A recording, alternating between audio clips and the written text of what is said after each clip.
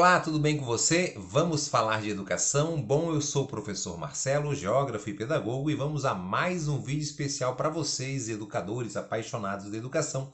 Hoje falando do tema muito interessante, é uma metodologia ativa, que é a de ensinar por problemas. Eu bato muito nessa tecla em minhas palestras, em minhas aulas, para a gente procurar ensinar aos nossos alunos a aplicabilidade do conceito, da teoria que estamos tentando fazer, eles aprenderem. Então, muitas das vezes, a metodologia utilizada pelos professores é fazer com que o aluno eles decorem aquela informação. Ou então, se for numa disciplina, exemplo, matemática, que eles peguem um determinado problema, lá uma conta, e consigam resolver e chegar no número específico. O que eu quero que o professor pense, que todos os educadores pensem, é que eu tenho que associar esse conceito científico, da sua determinada área, que ele pode, além de dominar esse conceito, ele trazer e fazer a relação com o dia a dia dele. E é por isso que ensinar através de problemas é muito necessário. Todo professor deveria começar a praticar essa metodologia, aonde o aluno, ele passa a ser um grande protagonista desse processo de ensino e de aprendizagem. O modelo ainda que está enraizado para todos nós é o modelo onde o professor ele é o grande centro das atenções, onde ele passa 45 minutos falando de um determinado assunto e depois lá tira um tempo para poder exercitar. Exercícios de livro, exercícios de apostilas, que são, na maior parte, exercícios tirados de provas de vestibulares. Não quer dizer que você não vai praticar com seus alunos esses exercícios. Além do que, a gente tem que preparar os nossos alunos do ensino médio a chegar no ensino superior. Mas vale muito a pena a gente alternar as aulas e, claro, usar as metodologias ativas e também usar essa metodologia ativa específica, que é através da resolução de problemas. O primeiro passo, então, é você pensar numa situação problema. Qual é o problema? Qual é a grande problemática que eu vou fazer os meus alunos refletirem para poder resolver?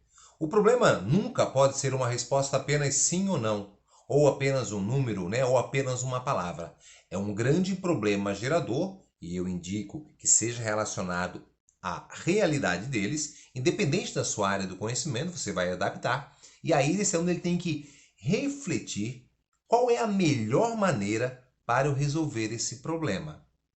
Para pensar numa situação problema, a gente deve, claro, quando pensar nessa situação, nesse tema gerador, lembrar que esse tema ele tem que estar relacionado com algo real.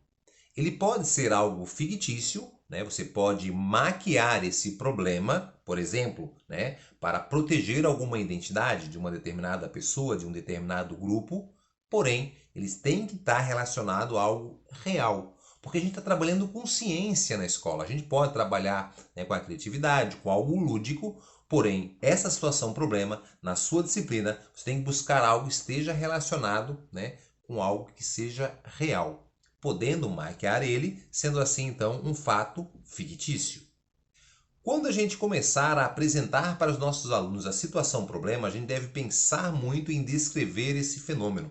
Vou dar um exemplo para você. Se você quer fazer algo relacionado ao lixo, que é um problema de várias cidades brasileiras, seja em qualquer área, você pode fazer isso ligado à matemática, ligado ao português, ligado à geografia, e é muito interessante você deixar ali as amarrações, as possibilidades de conexões para os seus alunos, que nada está isolado. Então, você percebeu lá, você pegou um problema, você vai descrever esse fenômeno para ele. Você vai apresentar alguns dados para eles, sejam dados gerais do Brasil ou dados globais, e claro, procurando mostrar dados do seu município. Se eu falei do lixo, falar do perfil do lixo hoje, da quantidade de lixo que é produzido hoje. O consumo aumentou. Se o consumo aumentou, o lixo aumentou. Falar para eles, por exemplo, que o lixo é um indicador curioso de desenvolvimento de algumas nações.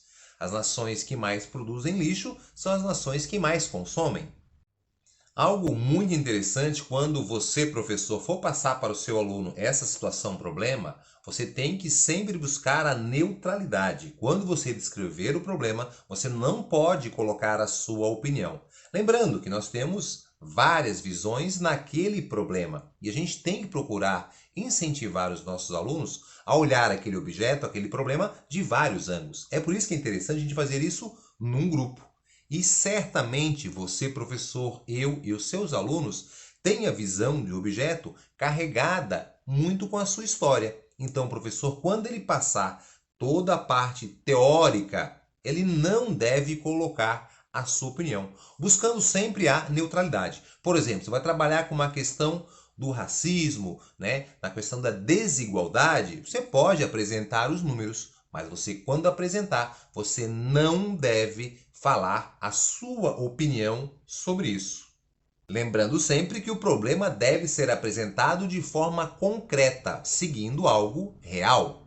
Então, partindo desse pressuposto, né, que você pensou na situação problema do seu aluno, lembrar sempre que quando você falar para o seu aluno, você não pode deixar que o seu aluno, por exemplo, possa falar coisas pessoais que não estão relacionadas à ciência. A gente não pode ensinar o nosso aluno a resolver problemas através do achismo.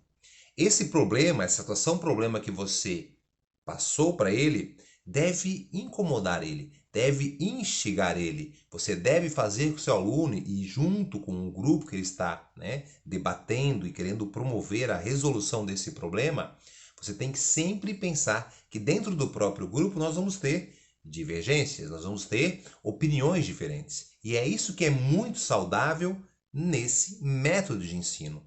Porque os nossos alunos, eles são programados no modelo que predomina, esse modelo mais tradicional, o individualismo. Então, a opinião dele vale sim, mas ele tem que aprender que vai sempre conviver num grupo. Lembra você que é um profissional. Quantas vezes numa reunião você debateu com outra pessoa e tem uma opinião diferente do que essa outra pessoa? E você certamente, como profissional, você pode não concordar, mas você deve respeitar a opinião dessa outra pessoa. E aí, juntos, numa reunião, você vai ter que decidir como resolver um determinado problema. Geralmente, o professor, sobre um determinado aluno que não está aprendendo, sobre uma determinada turma, né, que não está conseguindo ali manter ali o foco nos estudos, por exemplo. Então, você começa a debater junto com a pedagoga, junto com os professores, como é que você pode resolver esse problema. Então, isso aí seria uma situação bem interessante para os professores.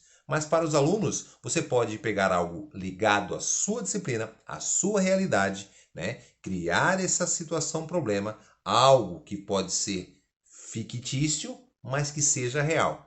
Espero que você esteja me entendendo, né? Eu posso, para preservar algumas pessoas, né, criar um exemplo hipotético, um problema hipotético, mas é algo que poderia ser real em qualquer uma, né, situação, na sua cidade, numa outra cidade, poderia ser um fato real. E aí você vai fazer esse aluno pensar junto com a equipe para resolver esse problema. O problema tem que ser resolvido baseado em ciência. Então você não pode falar, comente sobre isso, qual a sua opinião sobre isso.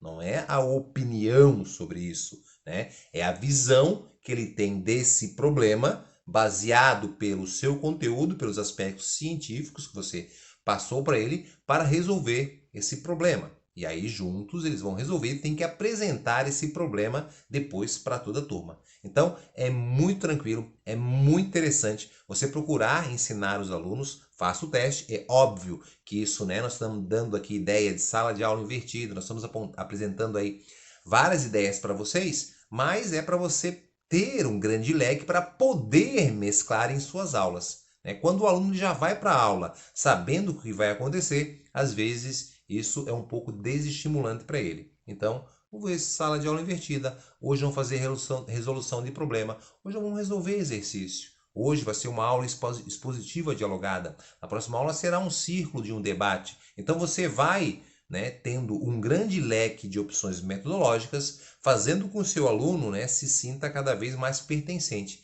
Principalmente porque ele vai construir essa informação, ele vai ter que pesquisar, ele vai olhar o celular, ele vai olhar em livros e vai buscar dados para poder, assim, resolver esse problema.